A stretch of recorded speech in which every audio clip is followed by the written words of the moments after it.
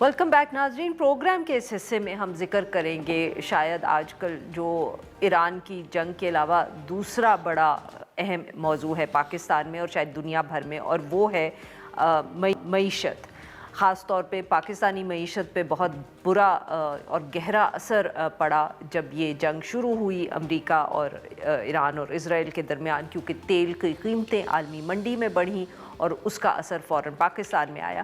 گزشتہ روز بھی کچھ ایسا ہی ہوا. جیسے ہی جنگ بندی کا اعلان ہوا، تیل کی قیمتوں میں کہا جا رہا ہے کہ عالمی منڈی میں 16% کے قریب کمی آئی، جس کی وجہ سے اب جو فی بیرل قیمت ہے وہ $100 سے نیچے جا چکی ہے. یہ اب اس کا کیا معیشت پر اثر پڑے گا؟ وزیر اعظم صاحب کی طرف سے تو یہ بیان سامنے آ بھی گیا ہے کہ جیسے ہی یہ ریلیف ملا ہے تو اس کو عوام پہ پاس آن کر دیا جائے گا، اور تیل کی قیمتیں پاکستان میں جو 2 مرتبہ بڑھائی گئی ان میں بھی کمی ہو سکتی ہے. کچھ میڈیا رپورٹس ابھی سے کہہ رہی ہیں کہ $55 فی لیٹر جو ہے کمی آ سکتی ہے پیٹرول میں، اور ڈیزل کی قیمت میں 100 کے قریب کمی ہو سکتی ہے. اس سارے معاملے پہ گفتگو کریں گے ہم.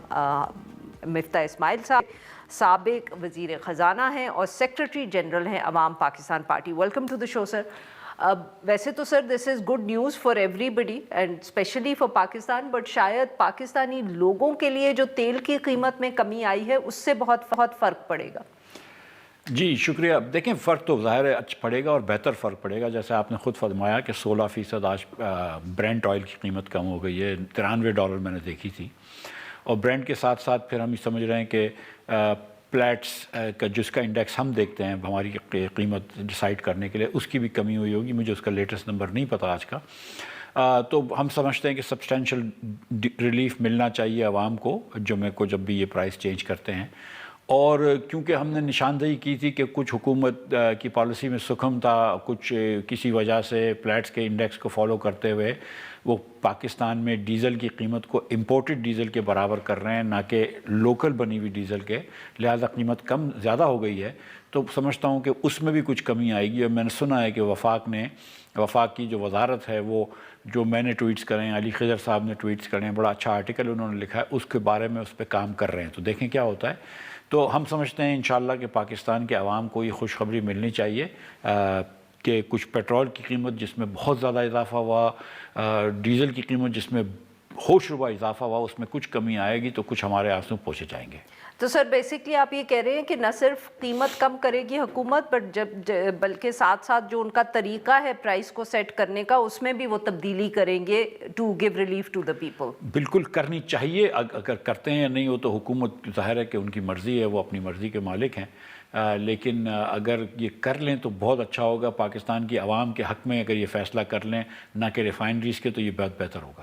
اچھا سر، اب یہ بتائیں کہ آبویسلی آنے والے دنوں میں بجٹ کا بھی ایشو آ رہا ہے، تو کتنا آپ دیکھ رہے ہیں اس دفعے جو بجٹ ہوگا؟ کیونکہ آبویسلی پہلے تو اگر یہ جنگ جاری رہتی، تیل کی قیمتیں بڑھتی رہتی، تو پھر تو the budget would have also been difficult. حکومت کے لیے پتہ نہیں کتنا مشکل ہوتا، تو ہمارے لیے تو ہوتا ہی صحیح. تو اب آپ کوئی اس میں دیکھ رہے ہیں تبدیلی؟ Is it going to be relatively easier? کیونکہ اس جنگ سے پہلے حکومت ہم یہ بھی وعدے کرتی رہی ہے کہ وہ ٹیکس کم کریں گے.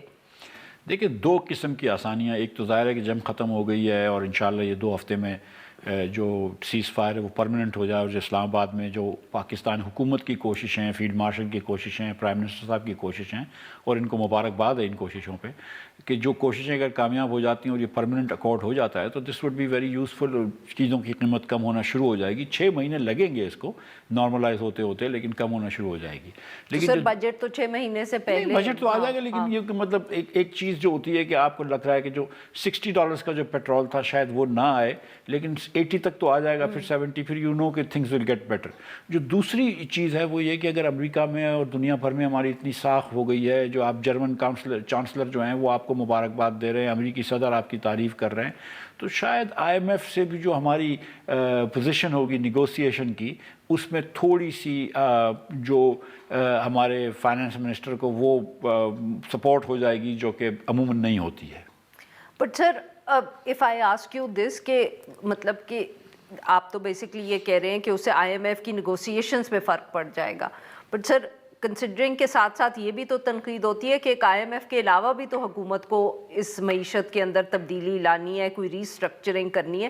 سو do you think that will become an issue in the coming days? اس کے اوپر کوئی حکومت کام کرے گی؟ یہ تنقید لوگ کرتے ہیں کیونکہ وہ بڑے سر لوگ نہیں کرتے، آپ بھی کرتے ہیں. جی وہ اس لیے کہ ہمیں خوش فہمی ہوتی ہے کہ یہ شاید کچھ اصلاحات کریں گے یا شاید کچھ ریفارمز کریں گے، لیکن اگر 4 سال سے شہباز شریف صاحب نے ایک پیسے کا بھی کوئی ریفارم نہیں کیا، ایک پیسے کی اصلاحات نہیں کی، تو آئندہ کیسے ہم امید لگا سکتے ہیں؟ اگر 4 سال سے این ایف سی ایوارڈ کو وہ نہیں کم کر سکے، 4 سال سے پی ایس ڈی پی میں کوئی خاطر خواہ کمی نہیں کر سکے، 4 سال سے کوئی پرائیویٹائزیشن میں نہیں کر سکے، ماں سوائے پی آئی اے کے جو انہوں نے فیل کروا دی تھی، لیکن جن لوگوں نے یہ امریکہ سے اور ایران کی ڈیل کروائی ہے انہوں نے پرائیویٹائز کروایا ہے. میں شہباز صاحب ہی ہیں آف کورس لیکن رات کو آپ کو پتا ہے کہ ٹرمپ جو فون پہ بات کر رہے تھے تو وہ شہباز صاحب سے نہیں کر رہے تھے، کسی اور سے پاکستان میں بات کر رہے تھے.